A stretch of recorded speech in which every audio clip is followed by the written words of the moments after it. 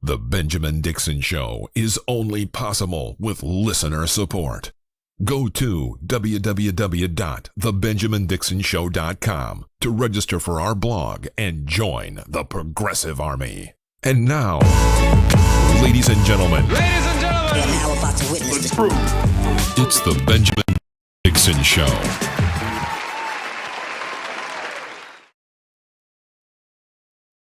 I am your host, of course, Benjamin Dixon. I am totally out of my element. If you can't tell, I am sitting inside of my hotel room in Chicago here on business, but I wanted to definitely connect with you all. Thank you all for being here. You could have been anywhere in the world today. Like I always say, and I always mean it. I appreciate you guys being here to talk politics with me. We're going to do the best we can with the technology that we have. Apparently, well, I guess it's to be expected. The hotel Wi-Fi is pretty much crap.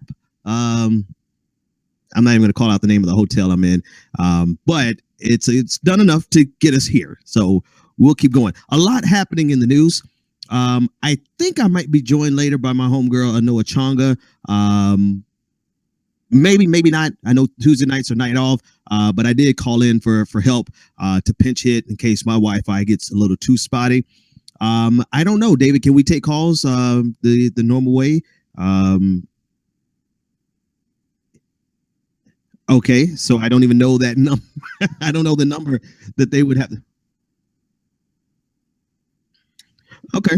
All right, not a problem. So, all right, so let's talk about a couple of things that have happened today. And I guess they're not really little things. They are some big things happening. So it appears that Donald Trump, and I'm sure you guys are all aware of this, but right, let's be sure, we predicted this. Donald Trump is not draining the swamp. He's filling the swamp full of snakes. You know, so far it looks like his cabinet is going to have a net worth of over $30 billion. Planning to name former Goldman Sachs executive Steve Munich or Munchin. I don't know how to pronounce his last name, for Treasury Secretary. He's also expected to name Elaine Chao. Actually, he did for sure name Elaine Chao, who is Mitch McConnell's wife, as Secretary of Transportation. So Chao has served previously with Bush, both Bush 1 and Bush 2. She's Asian American who served she was the first Asian American who served as a cabinet secretary. And she is considered to be, she's married to Mitch McConnell. You don't get more establishment than Mitch McConnell. So it's pretty safe to say that Chao is establishment herself. So in terms of, again, this is Munchin. Let's go with Munchin. I should have really prepped that name before the show. He served as Donald Trump's finance secretary, chairman, during the campaign. And he has never held an elected office before, nor has he worked in politics before. And he has previously donated to Democrats. So on the policy front, he was instrumental in crafting details of Trump's proposal to overhaul the tax code. So it's an interesting. It's interesting for one, is because of the type of people that Donald Trump is surrounding himself with, right? He's putting people. It really is a hodgepodge, right? You have people who came from his campaign he's putting in high position. So, you have people that who came out against him very vociferously. He's considering if, as at least before the start of this show, Mitt Romney was still in consideration. So it's interesting to see the type of people that he's willing to surround himself with. Not from one perspective, it's interesting. From the other perspective, it's not interesting at all. It's exactly what we thought. From one perspective, it's interesting that he's putting Mitch McConnell, or I'm sorry, I keep wanting to call Mitt Romney Mitch McConnell, but he will put somebody like Mitt Romney into consideration when you consider how much Mitt Romney went after him. And it's not without his own drama, right? You got drama going on around that. Kellyanne, his campaign manager, is floating the idea that there are too many problems with Mitt Romney, all these kind of things. But it is still speaks to Donald Trump's willingness to put people around him that disagree with him, which is a generally decent trait to have. Except for when everyone you put around you is just as imbecilic as you are, they hold ideological positions that are just as ridiculous as yours, right? So it's impressive that he did Romney, but that's well on the other side, flip of the coin, right? The other side of the conversation that I started, it's not at all surprising or interesting that he is going with establishment, Wall Streeters, everything that he said that he wasn't going to do. That's exactly what he is doing. I mean, he's gone even as far as to consider General David Petraeus. And I mean, let's be sure now, the most of Donald Trump's success in this has been because of his adamant attacks against Hillary Clinton and for the breach of security that her emails represented. And so now he's considering David Petraeus, who didn't try to circumvent the system. He just straight out gave government secrets to his girlfriend. You know, it's uninteresting and exactly what I predicted. And I'm sorry, I don't mean to be like I told you so, but I told you that the job of being president has so many things that come up on day one. And from day one, you have to be able and ready to fill cabinet positions. Donald Trump wasn't even ready to run for president, let alone actually transition into being the president. And because of that, because he was devoid of substance, because he was inept, because of this, Donald Trump needed the Republican establishment. The Republican establishment is there, ready and willing to serve their new president because they know it's not Donald Trump's world, it's the Republican Party's world. Now, how far does that go? I don't know. We have to see, right? We'll see if the Republicans propose something that Donald Trump doesn't like, if his cabinet, his Wall Street Republican establishment cabinet proposes policy or positions that are counter to what Donald Trump wants, we'll see if Donald Trump puts his foot down and fires them or puts them in line, right? But then there's a possibility that he doesn't really want to be president in the first place. He'll just take whatever bite we have of change, like zero change whatsoever. We thinking that Donald Trump is going to burn down the system to Donald Trump being the exact same system for which they thought he opposed. So that's what's going on. Of course, we'll with anything else, this is going to be ongoing every single day for the next 4 years. Every single day for the next 4 years, we got to talk about this, man. Donald Trump. Okay, I think we are going to be able to take calls and discuss this. The new number, just for me, David.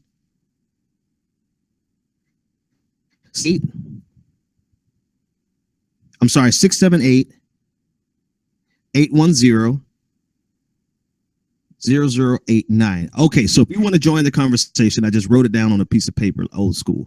You can join the conversation, 678-810-0089. Let me say that again. If you want to join the conversation, 678-810-0089. All right, so that's pretty much it, right? The all this. I don't even know if it's worth giving commentary on the fact that people who voted to get rid of Wall Street, here's a question. Here's a question that I want to ask you guys. Because the shit didn't fool me not one day, not 1 minute, 1 second. Not for 1 minute did I actually believe that Donald Trump, who made his fortune off of real estate, but has very close ties to Wall Street and made money off of Wall Street, but not as much as I don't think he has made as much off of Wall Street as he made off of real estate, unless he was bundling those mortgages and selling them on Wall Street. But I digress. Not for 1 second did I think that this billionaire was going to do anything that would potentially threaten his bottom line. And a lot of people really thought this is how stupid people are. I heard people literally say, oh, he already has his, so he doesn't have to go in and want something. right? Like he already made all his money, so he's not going to use the presidency to enrich himself. How dumb can you be? What rich person do you know is ever satisfied with the amount of money that they have? Capitalism. It's like it's never enough. It's never ending. And so for people to think for 1 second that Donald Trump was going to do something to challenge the system shows you how imbecilic people can be. And people bought this blue collar billionaire bullshit, if I can be so brash to alliterate. They bought this billionaire blue collar crap. And here he is before 3 weeks out. He's broken almost every campaign promise, or he's had to double back and he had to correct himself and get back in line with his base. Now, personally, I could care less if he accomplishes anything that he wants to do. I don't think there's much of anything in this platform that I'm like, okay, yeah, Donald Trump, I want you to do that. Okay, the TPP, yeah, fine, great. We're all against the TPP. Finally, it's going to die if it hasn't already died. Great. Good on you, Donald Trump. You're on the right side of that. Everything else, I'm not remotely interested in him doing. But what I am interested in is the number of people who honestly believed that they were going to get some type of radical change with Donald Trump. Joke's on you, because he's putting in establishment. He's putting in Wall Street. He's not draining the swamp. He's filling the swamp with just different shit. Different day. All right. Caller, you're live on the air. What's your name, comment, and or question? Hey, Ben. It's Jared from down in Tuskegee. How you doing? I'm doing good, man. Glad to hear you. What's on your mind? Pretty good. Wow, Trump is really turning into Obama 2.0 pretty quickly. All that hope and change, whatever bullshit message he was saying, it's all disappearing pretty quickly. But if you had followed the money behind him, it wouldn't be that shocking. What, you think he just got there by his own? No, he had a whole bunch of super PACs, billionaires, exactly, Koch brothers, Sheldon Adelson. That Rickens guy from Nebraska. He has to be a total moron. I mean, it would have been the same with Hillary, too, by the way. I'm not whitewashing it. I did vote for her because I lived in Pennsylvania, but, she would have been just pretty much the same for the most part, because that's how the capitalist system seems to work. I mean, there's very little actual structural change for the most part, who you vote in for the most part. But, I'd like to tell you a little breaking story about Trump that I learned about my family. My grandfather is a carpenter. My father is also a carpenter. And my grandfather was from New Jersey. He's dead now. Been dead for died in 2004. But there's an interesting fact. If he was alive today, he would probably have died if he had saw Donald Trump get elected president. And do you know why? Because my father's friend, who is also dead, was a contractor for Donald Trump in Atlantic City, New Jersey. And he didn't pay him $200,000 for working on one of his casinos. Right. I'm not making that up. And I just learned that just recently. Yeah. And it's just like, he's just skipping everybody. And now he's going to skip all of his supporters. Yeah. I mean, I think you already hit it, Jared. Right? You pretty much hit that on the head. And thanks so much for the call, man. The deal is simply this, is that if you look at everything he did before he started to run for president, you would know that he has no vested interest in doing anything for the working class. He's made his entire wealth off of scamming the working class. And not just the working class, he's made his wealth off of scamming other capitalists. Right? He's a charlatan. He has always been a fucking charlatan. And here we are thinking, I hope people's feelings get good and damn hurt. Like, I want you to feel as stupid as you are, Because if you really thought Donald Trump was going to do a damn thing to help the working class, look at the people he's putting in power. One of two things is going to happen. Either Donald Trump will rise and become a great fucking leader, right? And by that, I mean, he's going to look at all the cesspool, all the people he put in the cesspool, and he's going to end up firing them and then go and do what he wants to do. Either that, which I'm not waiting for, or he's just going to let Mike Pence run the show and the Republican establishment run the show, which means everybody who voted for him thinking that they would get something different than Hillary Clinton. Yeah, you got something different than Hillary Clinton, but they're raping you all the same. I mean, it was clear as day to me, right? It was clear as day. It was as clear as day to me as Hillary Clinton being the quintessential establishment candidate, right? Hillary Clinton, I knew Donald Trump was equally as establishment at the end of the day, right? He ran as a populist, but we knew without a shadow of a doubt because he's completely incompetent. He is feckless. He has no skill set that is worth it. He has money. Money was his skill. Money was his craft. That's how he, go bankrupt 4 times. If you got enough money, you can still make yourself look good. I've been in business with people who have money to freaking blow. Like here I am, I'm counting 10s and 20s, trying to make sure that I don't blow it on, running an ad campaign for my show too long. And I got other motherfuckers around me who just can drop $100,000 on something and be like, oh, if I lose it, I lose it. Money tends to make people look smarter than they actually are. Donald Trump, if you take away his money, he would be dumb as dumb possibly can get.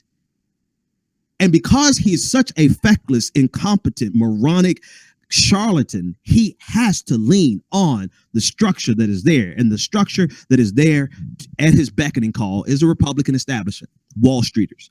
Everything that you hated about Hillary Clinton, just unabashed. Right, uninhibited, without the front, without the facade of pop. Well, actually, he gave you the facade of populism. The Democrats had the facade of populism, right? And then now Donald Trump had the facade of populism, and they screwed you all the same. I really want Donald Trump supporters to just let that sink in. You are getting the shaft right now as we speak. It's just what tempo do you want it? Do you want it at, you want that, or do you want, how do you want to get beat? Because Donald Trump is giving you the shaft. And you guys should be mad. Donald Trump supporters should be out in the streets, but you won't even admit, that you got screwed. The next 4 years. All right, caller, you're live on the air. What is your name, comment, or question? Hello? Yep, this is. Yeah, I can hear you. Can you hear me? Hi, my name is Brianna Guy. I'm from Maryland. Thanks for the call. What's on your mind?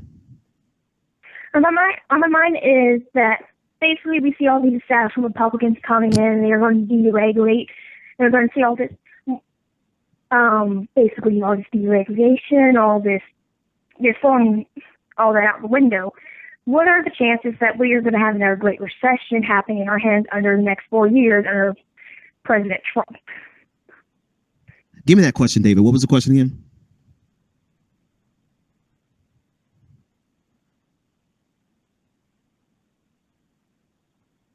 Another great recession. Give me that question one more time. Economic collapse.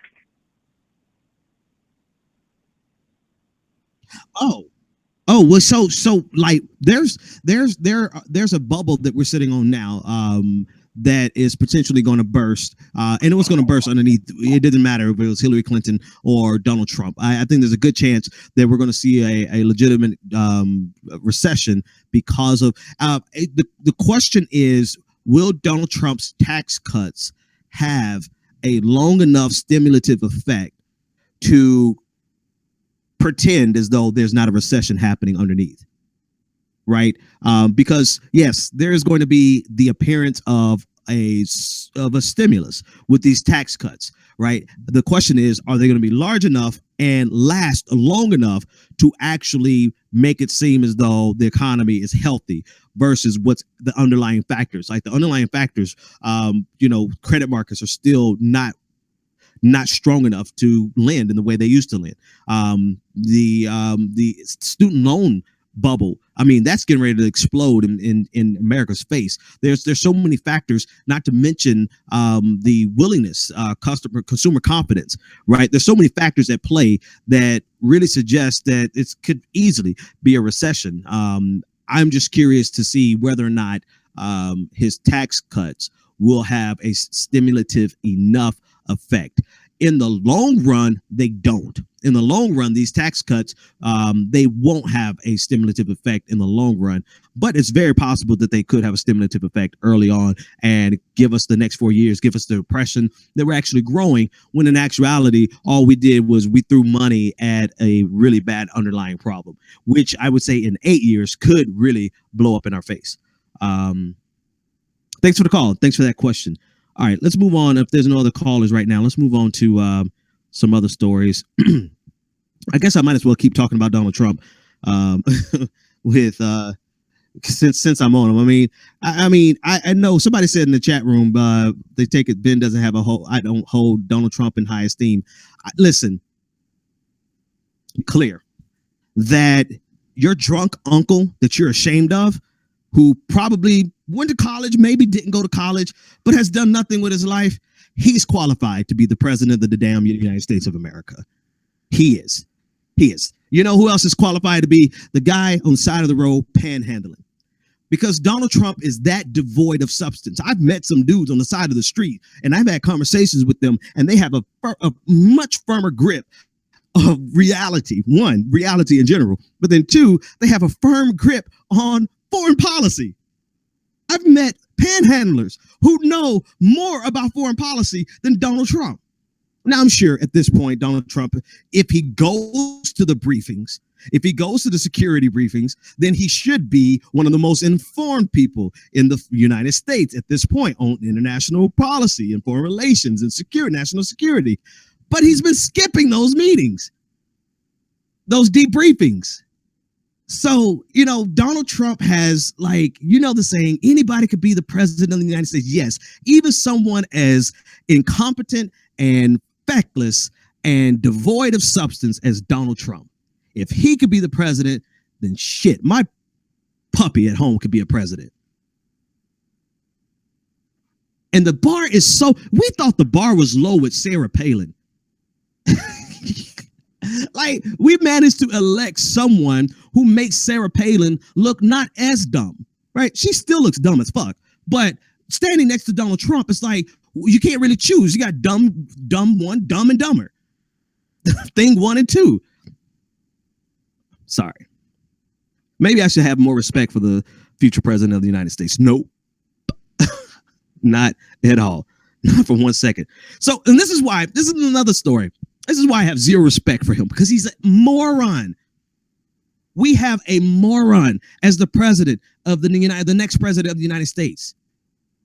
So Donald Trump has proposed that Americans, by burning the American flag, should have their citizenship stripped as punishment. All right, so this is a post that he wrote shortly after he was on Fox News. They aired a segment about a dispute at Hampshire at Hampshire College in Massachusetts, which removed the flag from its campus flagpole after protests over the election victory. Someone demonstrated and they burned the flag. Right. All right. We have a rich tradition of burning the flag in the United States. The Supreme Court, obviously, they struck down criminal laws banning the flag burning. It's a part of our freedom of expression, political expression protected by the First Amendment. Doesn't matter. Donald fucking Trump thinks that if you burn the flag, you should have some of your citizenship rights revoked. So, I mean, there's a rich, if I need to, and I we'll go down. 1989 decision, Texas versus Johnson. Antonin Scalia was in the majority. In response, Congress swiftly enacted a federal law against the desecration But by 1990, the same majority struck it down. So Antonin Scalia, I mean, if he gets it, normally I say God bless the dead, but whatever. If he gets it and Donald Trump doesn't get it, because Donald Trump just doesn't understand civics 101. I think he paid his way through high school and didn't get government, and you know how you have half the semester government, other half of the semester economics. He skipped through that. Obviously, he clearly doesn't understand, or he genuinely believes, like a lot of white nationalists believe, that America is for them, and those freedoms are for people who espouse and hold the same type of ideas that they have. There's two possibilities with Donald Trump, with this insane suggestion that we lose our rights if we burn the flag. There's two possibilities. One, he probably just doesn't know that it's protected underneath the First Amendment.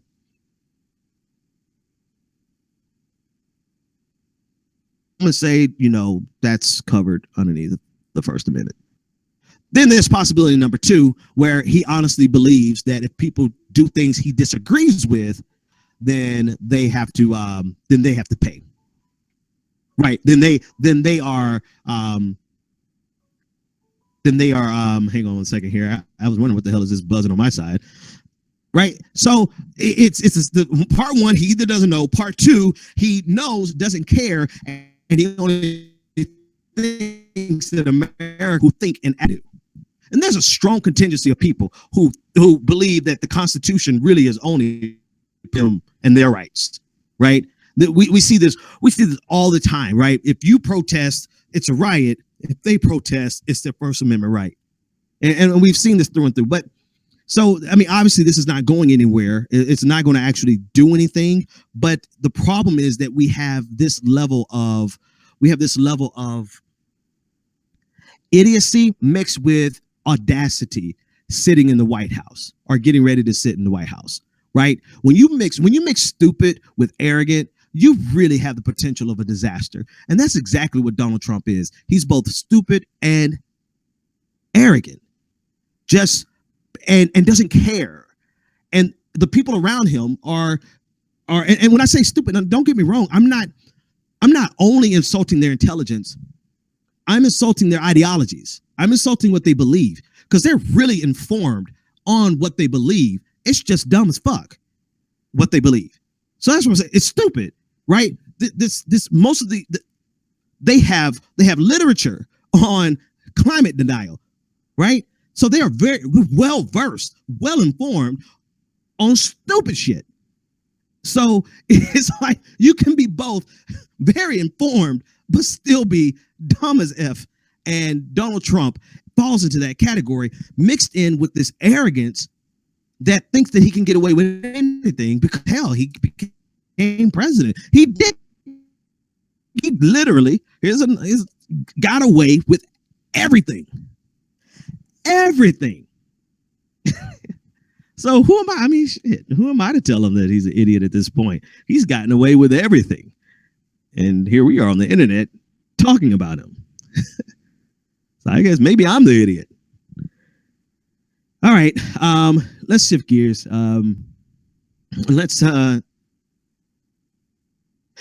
Actually, no, I don't want to shift gears. This is a nice little nugget I think you guys are gonna like. So in 2005, going back to the flag burning story, right? In 2005, I see it here in my notes that Hillary Clinton co-sponsored a flag protection act, quote, saying flag burning may amount to fighting words or a direct threat to the physical and emotional well-being. The bill would have banned flag burning if abusing the symbol was intended to incite a violent response rather than to make a political statement. So, of course, and I'm sure that's in the chat room, right? But again, Hillary's not president, right? So I'm not going to do a but Hillary. I'm done doing but Hillary's. Hillary's not the president. Hillary was wrong in 2005. Donald Trump is wrong today. And he's in the position to try to enact policies around his wrongness. And all we would have at our disposal to protect us would be a Supreme Court, which he's getting ready to stack with people who are equally as dumb as he is. right? And again, mind you, I'm not saying that they're not smart. I'm saying that the ideologies that they subscribe to and the belief system that they hold near and dear are just wrong. From top to bottom, conservatism is wrong on so many things, particularly this version of conservatism. What we're fighting against, this version of conservatism that seeped over into the Democratic Party, it is wrong. Economically speaking, it is wrong. Yes, you can make it look like you have economic growth. How many companies can make it look like they have short-term economic growth, right? They can exceed their expectations or their projections, and they can close with a net increase over the quarter, right? They could easily do short-term tricks to make it look like they're very profitable for the quarter, but in the long run, they're insolvent. Companies do that all the time. It is very, very much related and connected to what Republicans and Democrats have been doing with tax cuts all of these years. It gives a false sense of stimulus. It gives it the impression that the economy is actually growing and expanding, when in actuality it's not expanding because we're not investing. You take these tax cuts, and unless these tax cuts actually go into investment, then all they're going to do with it is they're going to sit on it. 2008, right? The credit crunch was because you had corporations literally sitting on trillions of dollars doing nothing with it. And so we are in inflation where we're getting ready to give corporations a 20% cut, right? Or 20 points less than what they're paying, from 35% to 15%.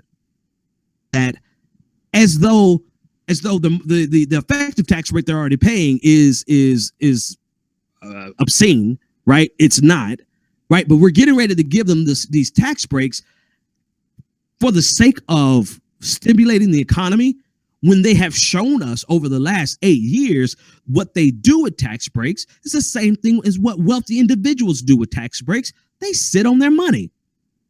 They don't have a driving force to consume. They don't have to take 80, 90, 100, 125% of their income to consume. They have everything. Why? If you give a person with $1 billion, you give them another $1 million, that doesn't mean shit to them. And so they have no incentive to turn that money around to either spend like a consumer or invest. And so I brought all that up to say the ideology, the economic ideology, is just dumb. It's flawed, and it only works to a certain point, and they have not even evolved that economic paradigm to the point where they can measure and tell us where we are on the Laffer curve. Right? The Laffer curve is the curve Arthur Laffer came up with, basically saying if you cut taxes, let me give you a demonstration, right? This is my Glenn Beck on the chalkboard. Right? So it's basically a bell curve. Can you see that? It's a bell curve saying that if you cut taxes, if you're on the high end of the spectrum, then this thing too? Okay. You know I'm at the Holiday Inn Express. All right, so that's a horrible graphic. But anyway, it's a bell curve saying that if you cut taxes all the way down to zero, then you collect $0. If you raise taxes to 100%, then nobody has an incentive to work, and so you're $0. The optimal point on the Laffer curve is dead smack in the middle, right here. Right? You don't want to be over here, and you don't want to be over there. You want to be at the optimal point. This is the economic paradigm that has governed Republican thinking since the 80s, since 1980. And when I tell you they have not fleshed out this idea in the last almost 40 years enough to even identify where America currently is on the curve, right? So how are you going to say, if we just cut taxes, it's going to stimulate the economy and increase revenues, when you don't even know where we are on the curve? For all you know, we could be in a place on this Laffer curve that is far too low. I didn't mean to get into economic conversation like that, but the bottom line is it's stupid. It's dumb. It's wrong. And they have books and books and books and books and conversations and lectures and theories and all these kind of things. And they haven't even answered one of the fundamental problems, which is where the hell are we on the Laffer curve? So when I use dumb, I don't mean dumb in the sense of unintelligent. I mean dumb in the sense of y'all either don't care or you know this is wrong and you're just selling it to keep getting tax cuts. So it's far more nefarious than just being dumb. All right, let's move on to the next story. Yeah, let's take the caller. Caller, you're live on the air. What's your name, comment, and or question? Hey, Ben, this Bryce, what's going on? So, of course, obviously you see what's going on with Trump, and he wants to do this flag thing, which is stupid. But I mean, I don't know, how much of, I guess, the ridiculousness is going to get through, whatever like that.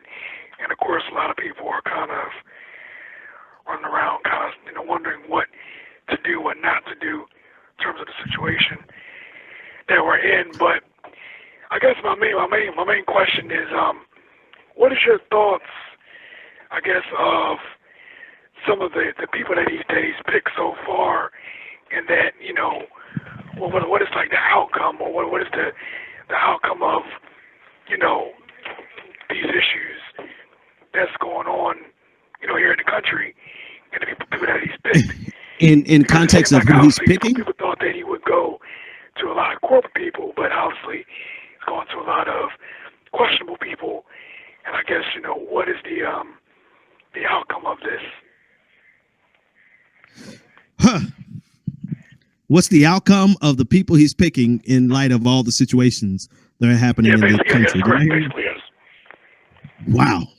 Bryce, that's a hell of a question, Bryce. I listen, I've done some shows where I can call it, where and almost to the point where people are like, oh, Ben's a prophet. Nope. Ben just pays attention in school, right? But you're asking me to predict the future. I'll go with my original prediction. One of two things is going to happen. This is going to be America's going to be ran like republicanism on heroin. Actually, I'm sorry, on crack. The most extreme, perverse, addictive, laissez-faire capitalism with the full gutting of regulatory systems. That's, if we give Paul Ryan his wet dreams, that's what America would look like. And that's what's going to happen with these appointments. That's who he's picked. The only other option is if Donald Trump actually uses his ego for good. Like I said last week, ego could be a good thing. If he wants to be remembered as a great president, then it's in his best interest not to destroy the fucking world or to destroy America for that matter. So it's very possible that he would become so self-interested in his legacy that he would go to war with the people he's picked. One thing I don't think Donald Trump will have a problem with people, and I'm not talking about the cliche firing off of The Apprentice. I'm talking about the fact that Donald Trump is confident enough in himself, arrogant enough in his capabilities to where he will fire somebody on the spot. He's not going to have anybody doing something there that he doesn't want done. So we'll have to see. It all boils down to what kind of world does Donald Trump want.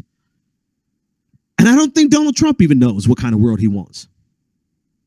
But the people he's putting in power, they're in the perfect position to make a world that is dystopic is the nicest way to put it, is the softest way to put it. All right. And damn it, I have one more story on Donald Trump. Donald Trump just won't go away.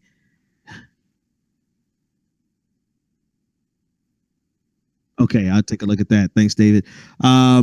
So Donald Trumpens. So Trump is to announce on Thursday that Carrier, the air conditioner company out of Indianapolis, will retain half of the jobs they had previously wanted to ship to Mexico. So is this Indian? And funny, when I was driving into the hotel, there's a big ass carrier company plant right next to the exit. I'm like spitting distance from Indiana. That's neither here nor there. So Kerry announced during the election that they would be moving these jobs overseas. Trump made it his signature talking point at his rallies, that that we're going to keep jobs here. So Carrier is known for their air conditioners. They sell heating and cooling equipment. I think most people understand who Carrier is. In exchange for keeping the factory running in Indianapolis, Mr. Trump and Mike Pence are expected to reiterate their campaign pledges to be friendlier to businesses by easing regulations and overhauling the corporate tax code. So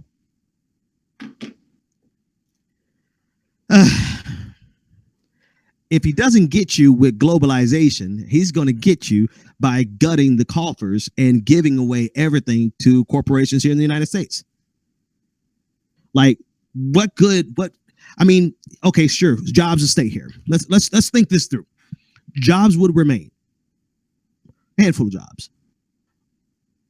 I don't know. Let's say 1,500 people keep their jobs in Indiana. I'm just throwing a spitball estimate out there. I'm sure somebody has already Googled and is ready to correct me, and I appreciate that. But with or basically flattening the tax code, drastically lowering the corporate tax rate, which is going to gut the coffers of every federal program. On top of that, you guarantee yourself that they're going to do the same thing on the state level, right? They're going to incentivize these businesses to stay with the lowest, the most, just most obscene. Not even low taxes, but negative tax, like subsidies, like here, like GE coming to Boston. Like, we gave away shit to get them here. So not only are we gutting federal coffers for federal programs, you're gutting your local and state taxes. So sure, he's for protectionism. We're great. Let's keep these jobs here so long as we create the economic conditions here. Like, let's say Ireland, right?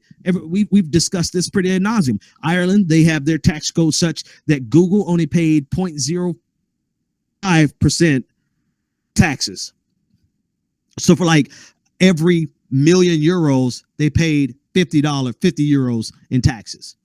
I'm sorry, that's Apple. That's not Google. Google was something else. Like, so they're paying these obscenely low taxes. What can those tax breaks, what can those taxes, what can those cities have done with that revenue?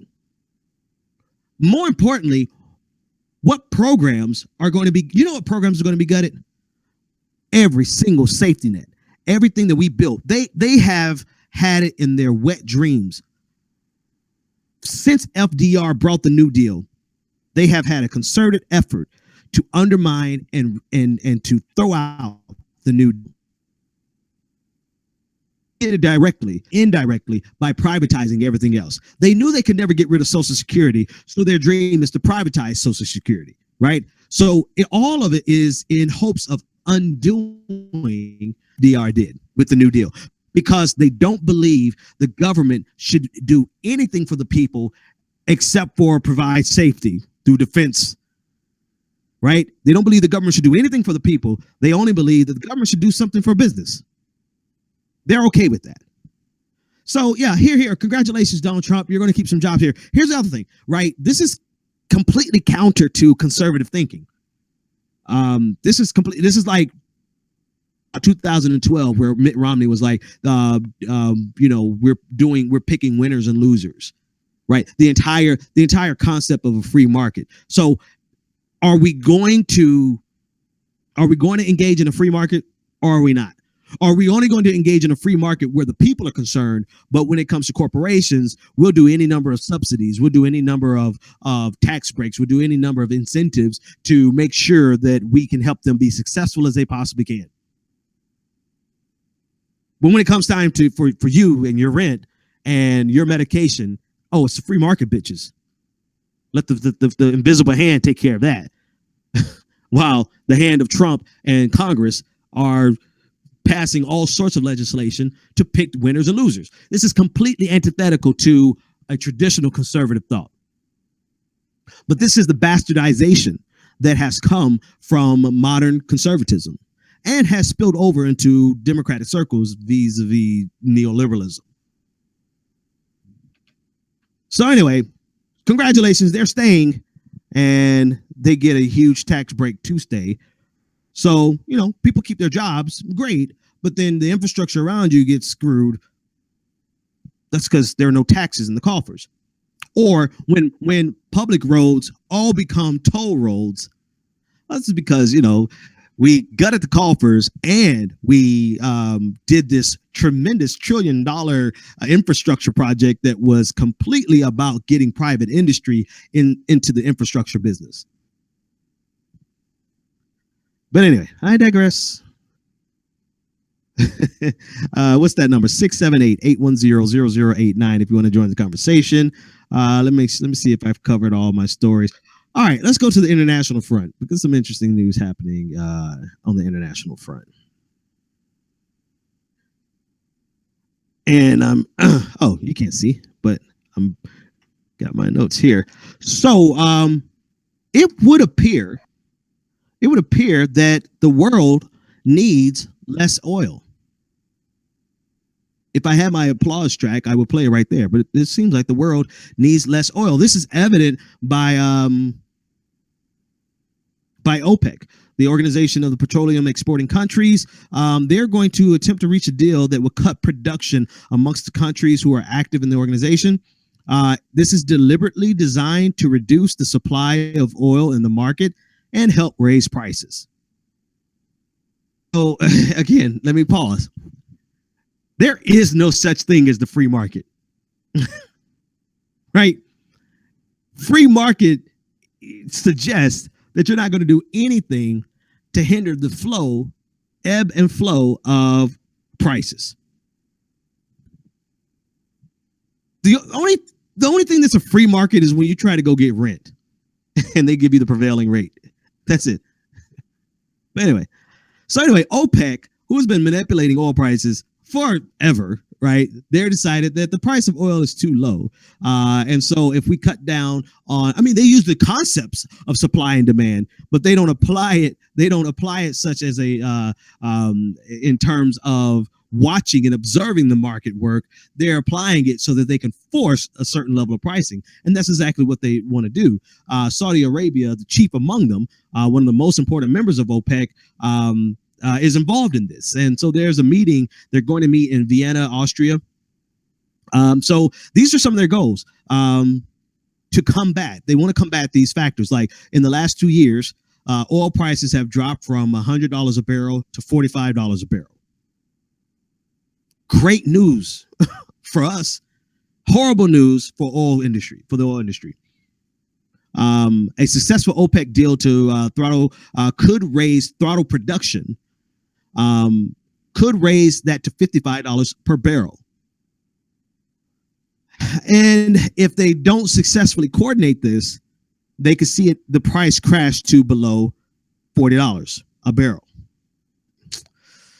So again, and I wish I could just give you the story without giving you all the commentary, but here's the thing.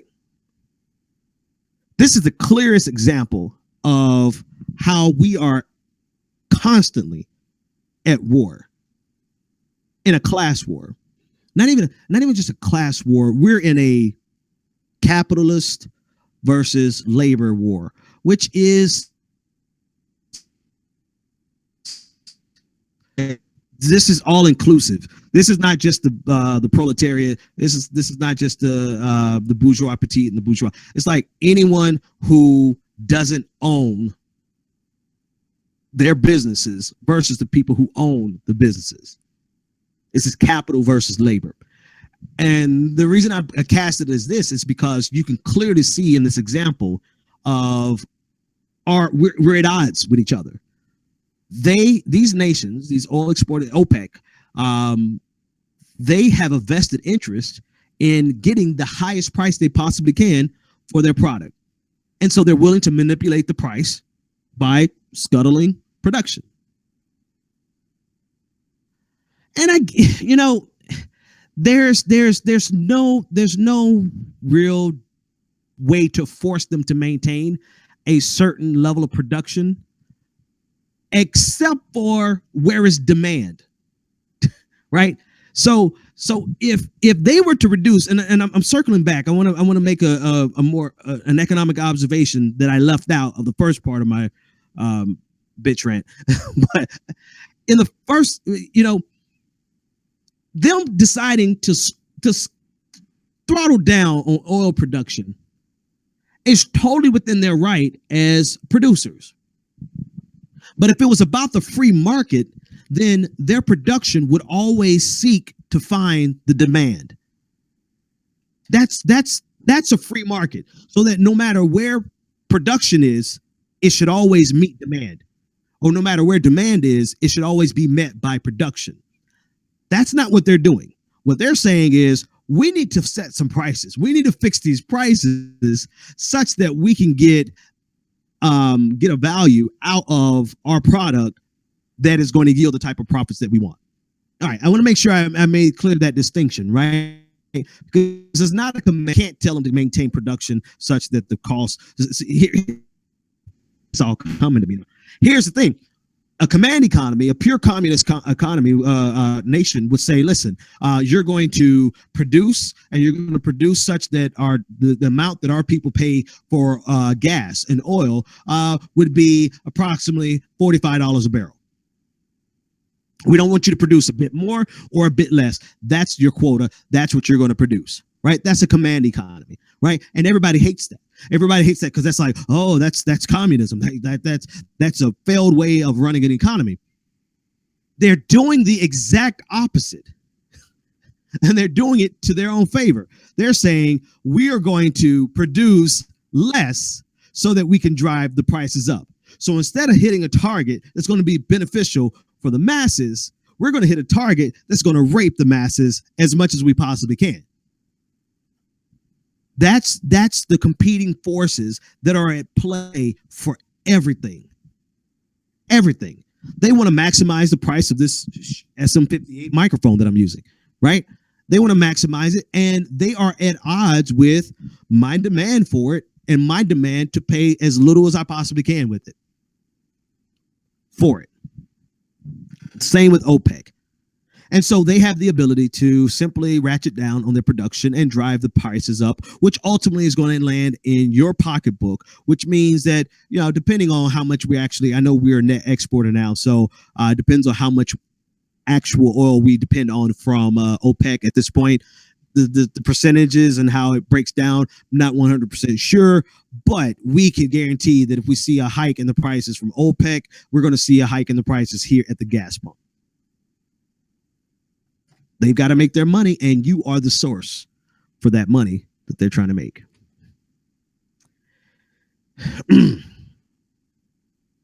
And to be sure, I don't know that I have a solution, but I will say this: Marx wasn't completely wrong about everything.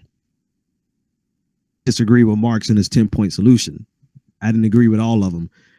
Some of them I'm like, nah, nigga, you can kiss my ass. I'm leaving an inheritance for my kids. So stuff like that, I couldn't get on board with Marx. But he properly diagnosed the problem. And we relive this problem every single day. And people act like this is brand new. They either act like it's brand new because they're just now getting informed, or because they want to continuously avoid the conversation that we are at war. Like, we are literally at war to just pay to have wages match our cost of living. That's the battle. I'm not trying to paint this as we're out in the streets. No, the battle is your wages. They have a vested interest in paying you as little as possible on this side of the ledger. And then on the other side of the ledger, they have a vested interest in charging you as much as possible. So the rest of us who don't own anything battle for our survival. And you got Democrats running around playing tiddlywinks with this reality and wondering how can fascism come in. And because you thought this shit was cute. You thought it was cute to be in bed with financiers, with Wall Street, and with because they throw nice parties and they can fund your campaign, and you can hire the best consultants because you got $250,000 from Wall Street. You thought you riding in nice, yachts and going to places because your ass was poor and broke growing up. So now you're impressed by all the money. And all the while you're forgetting the fact that people are out here just trying to, damn it, survive. And when your landlord has every intention of charging you as much as they possibly can get away with, while at the same time your boss has every intention and incentive to pay you as little as you possibly can make, you are literally in a battle for your economic survival, where one side is trying to rape you, the other side is trying to rape you, and who's out here trying to help us?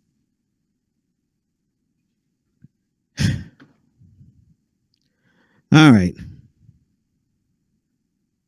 I thought Anoa was coming, David. David, can the audience hear you when you talk? Oh, okay. So the audience can't hear the mysterious voice in the background. David's been here helping me out. We thought Anoa was going to come on, but Noah, thanks anyway. I do appreciate it. I was able. The what now?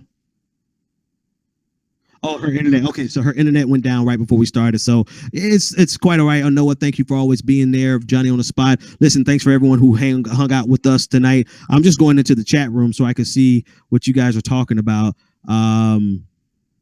Wow, you guys got a lot of comments tonight. Nobody. Joseph Ballin said, nobody. We are fucked, Ben.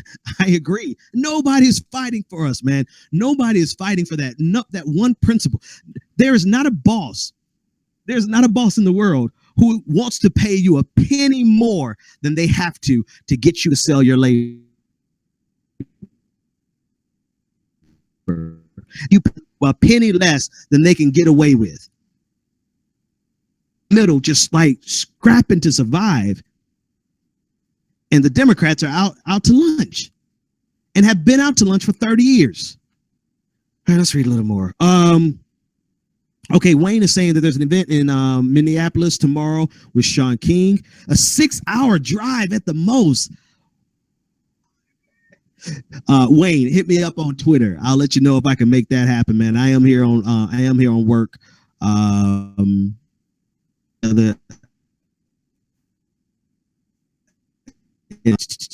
times soon.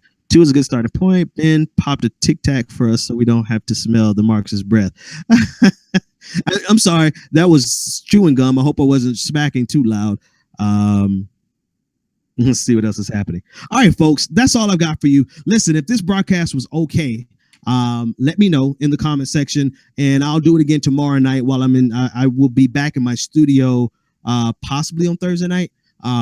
But if there was any lag or it wasn't the professionalism that you like or come used to, let me know, because I could take tomorrow night off and get Anoa Changa to sit in for me.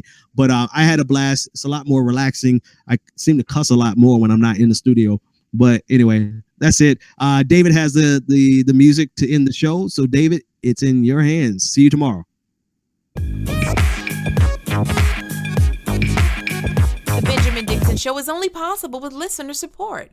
Go to www.thebenjamindixonshow.com to register for our blog, join the Progressive Army, and support The Benjamin Dixon Show. It's Ben Dixon! If you like this episode, be sure to share, like, and subscribe.